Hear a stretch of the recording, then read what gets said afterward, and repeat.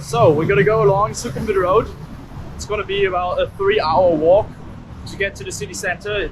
The city center is around Siam Square, and that's usually where all the tourists are, and it's like the real hub of Bangkok. And that's where Sukhumvit Road ends, or rather should I say, takes a 90-degree curve up to the north. And if we follow it that way, we get to the Cambodian border, which is about 500k from here. I'm gonna stop by everything that looks kind of interesting and we'll document the whole thing. Also, you can get anything here. Like Sukhumvit Road it's like a magic street. Anything you can possibly want, you can probably find somewhere here. So much for that, but I'm pretty excited to see how fast it's gonna change. That's actually a really interesting thing about Bangkok, is that the real city center is not where you would think it would be, because there's this curve in the river and all the hostels, all the party destinations. For tourists, it's there, but it's more of the touristic or cultural center of Bangkok. And the real center of Bangkok, where like day-to-day life unfolds, it's more on Sukhumvit Road. Like all the major corporations, they have their head offices there. It's usually all the big malls are there. The skyline of Bangkok is to be found in Sukhumvit and around there. It's generally around that area. And I think it's called Siam Road. That's a big one too. That's where I'm gonna go for Songkran this Sunday. That's gonna be amazing. I'm surely gonna document that, but that's gonna be wild. I'm really excited for that actually. As you can see, some tall buildings left and some right, but nothing crazy. We're still very much on the outsides of Bangkok. And yeah, it's gonna be a long walk, so I've been walking another 20 minutes by now, and nothing really changed. It's basically all still the same. Starting to notice that there's actually a lot of greenery, like sprinkled all across the city. But I think it might be because they have so few parks. The parks they have are big, don't get me wrong, but there's just so few of them that they sprinkle in all the greenery somewhere else, which I think is kind of nice. Actually don't know if I can just cross. I think you can. Yeah, I just got to do it with confidence. Just ride on through. So the road is splitting up, I don't really know where to go. I'll just keep it simple and walk on straight ahead. Ah yeah, oh that's a sick shot, baby.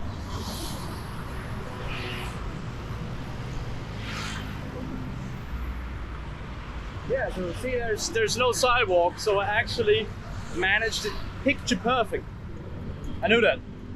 Yeah, actually not a bad view at all. Okay, I might just have to stop here. I know I'm right by the road, but I just have to document this. Like these houses, and that's a general trend here in Bangkok. That's not just the one I'm staying here. The houses near like the major roads and the trains and public transportation, they're so run down. It's mind-blowing, really. I don't know how many people live in there, but I'm guessing they're not all empty. Can't be. So, oh, look at that.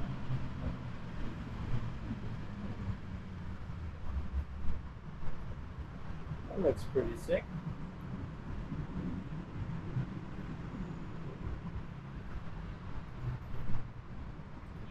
So any cup.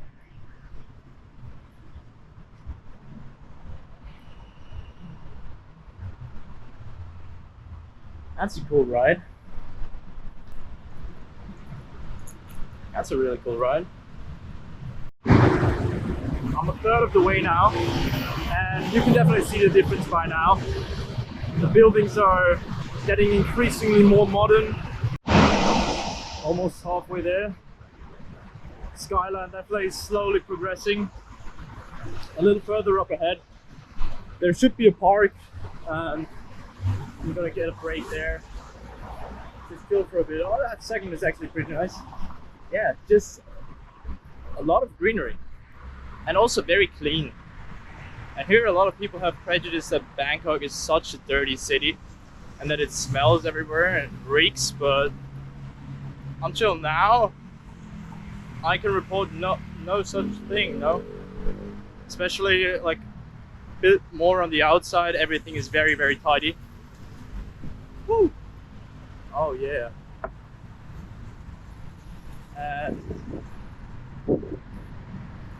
In the city center, yes, there is a kind of a bad smell sometimes, but it's touristy.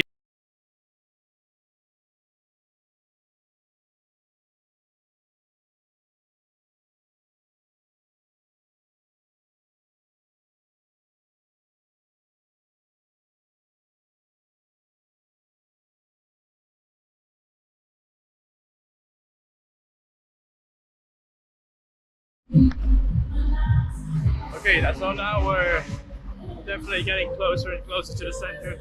There's some live music over there. That's the big mall, the IKEA. I just started walking again from the park. I'm pretty exhausted actually. And actually I got a lot further than I gave myself credit for previously. I'm almost 2/3 of the way now. So yeah, the intersections are getting really busy, so I'm trying to watch out for that. But apart from that, it's still very, very organized. Not a lot of chaos. Traffic is still very regulated. But I feel like after the next turn, which is the final turn, and then it's just a straight to Siam Square, things are gonna turn messy, I think, yeah. Okay, so now we're at the crossing from the MRT to the BTS line. And this is officially like the first really big crossing.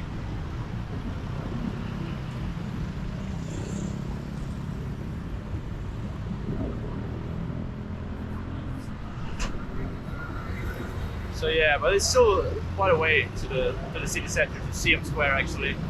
Probably another hour by foot. So 2/3 of the way there. But just really gives perspective on how far on the outskirts I'm actually living in Bangkok, because this doesn't resemble where I'm living like even closely. So now we're definitely in the center. Look at this building. I mean, what the fuck are these buildings? Like, everywhere you look. This one is the craziest, right there.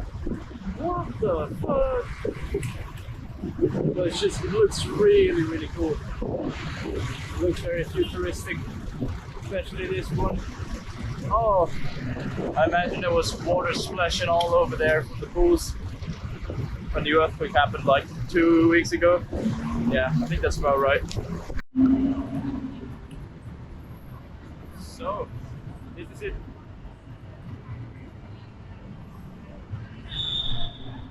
This is Siam Square. Finally here, my feet hurt a lot. And there's not much here, to be fair. A lot of stores. No street food here anymore. Pretty much since Chitlong, like 3 stations ago. After Nana Plaza, where I couldn't go in to film because you're prohibited from filming in Nana. There was just nothing but stores and futuristic buildings everywhere. But still roaming with people. So if you want to go to the social hub, it's definitely here. But other than that, there's not much here. So I rather prefer like a little more to the outside. Like just right to the park. What was that again? I'll look it up. That was great. So yeah, I'm gonna go home.